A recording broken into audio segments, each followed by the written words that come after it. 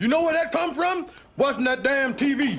Every time you turn it on, they got somebody in there talking about lose weight, get healthy, get in shape. Get everybody looking all anorexic, talking about that's healthy. I know what healthy is. And tell you something else. You're probably like, hold up. Wait just a second, Max. I thought cheat days were supposed to be good for you while dieting. They're supposed to give your mind and your body a break from being in a deprived state. And that can hurt, right?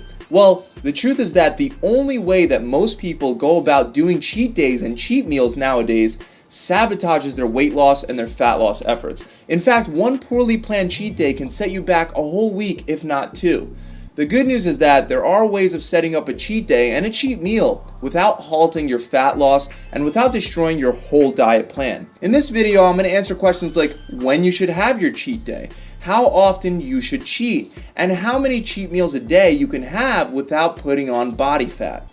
To answer any of these questions, first and foremost, we have to all be on the same page of what I mean when I say a cheat day, because to one person a cheat day might be having a couple rolls of sushi, while to another person it could be eating junk food on the couch all day long. These two scenarios would obviously have two completely different impacts on your body. If you want your cheat day to have a minimal effect on your results, then the first thing you're going to do is make the phrase cheat day interchangeable with cheat meal. All this means is that a cheat day includes just one cheat meal, not a bunch of cheat meals throughout the day. Why? Because the damage that you can do in one meal before your stomach is full is a lot less than the damage that you're going to do throughout the whole day of cheating. Now, if you're trying to lose weight or burn fat, you shouldn't have more than one cheat day per week. And during that cheat day, you only give yourself a 1 hour cheating window, meaning you can only cheat for that 1 hour. That's considered one cheat meal. I know some people that eat clean all day and then almost every night they cheat and then they can't figure out why they're not losing weight. What goes into your cheat meal is also super important. First of all, if you have a diet that's so strict that you have to avoid all carbs, including things like potatoes, pasta, or white rice, understand that your diet is destined to fail. Because things like potatoes, rice, and pasta made from natural sources are all things that shouldn't be restricted in your diet. In fact, any real food should be allowed into your diet plan without calling it cheating. By real food, I mean that the food has been sourced from ingredients that come from the earth rather than ingredients that are man-made. Eating potatoes is not cheating as long as you fit it into your plan. Once again, if your plan has too many foods that are restricted, that plan will fail because when you're told not to think of a purple elephant, we all think of a purple elephant. Same thing with restricting food that shouldn't be restricted to begin with. When you do that, all your mind is going to think about is the food that you're not allowed to have. Cheat foods are foods that are normally not found in your diet, such as sweets, fried foods, toppings, and sauces, and obviously all junk food. So a cheat meal can be as small as getting a couple sushi rolls that come with cream cheese and then dipping that sushi into spicy mayo.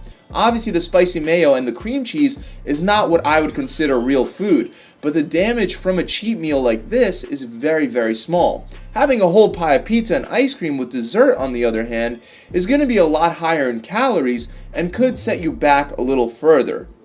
So there are three things that you can do to control the impact of your cheat meals. And these tips are super important, so pay close attention. When you cheat, you're usually having a surplus of calories, especially high in fat and carbs. So to balance that out, the first thing you can do is fast, either during the day that you're cheating or the day after that to make up for the surplus of calories. This is also known as banking your calories. You're essentially saving your fats and carbs for your cheat meal. There are many ways to do this besides fasting, such as simply counting your macros, but fasting is obviously the most effective way to save calories. The type of fasting you can do isn't limited to just intermittent fasting. You could also fast for a whole day with an alternate day fast approach. On the days that I cheat, I actually prefer to eat very little throughout the rest of the day, so I have plenty of room for my cheat foods. So step one is to fast or find another way to bank your calories for your cheat meal. Step two is right before having your cheat meal, about 2 to 3 hours beforehand, I want you to fill up on a high protein, high vegetable, complex carb meal. A meal high in protein and high in vegetables with complex carbs will fill you up and prevent you from overeating junk food a few hours later. You have two forms of hunger, your mind's hunger and your physical body's hunger. When you're hungry, it's very hard to separate the two. That's why it's super important to plan ahead for cheat days. By having a filling, high protein, high vegetable meal, you're going to eliminate your physical body's feeling of hunger. Sure, you may still have some cravings for ice cream or Doritos or whatever snack you're planning to cheat with later, but the desire to eat that junk food is going to be a lot lower, and it's going to be a lot easier to satisfy yourself faster. Guys, this sounds simple, but these tips are super powerful steps you could take to ensure your cheat days help you rather than hurt you. Within the last couple years, there has been a lot of hype about cheat days.